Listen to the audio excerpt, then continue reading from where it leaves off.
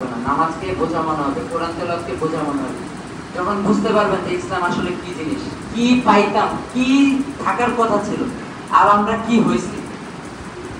প্রায় তারবিয়াত ক্লাসে বলছে কি থাকার কথা ছিল, কিন্তু আমাদের নবী এবং আমাদের সাহাবায়ে আজমাইন কেরামের কষ্টের কারণে আজকে আমরা কোন পর্যন্ত আসতে পারছি। এই ইসলাম, মুসলমান জাহান খুবই গুরুত্বপূর্ণ আমাদের জন্য জানা।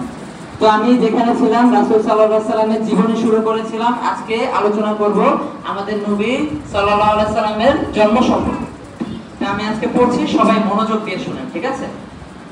আমাদের নবী হযরত মুহাম্মদ সাল্লাল্লাহু আলাইহি সাল্লাম বর্তমান সৌদি আরবে অবস্থিত মক্কা নগরীর কুরাইশ গোত্রের বনি হাশিম বংশের জন্মগ্রহণ করেন। আমাদের নবী সাল্লাল্লাহু আলাইহি সাল্লাম মক্কা নগরীর আরবের মক্কা নগরীর কুরাইশ গোত্রের।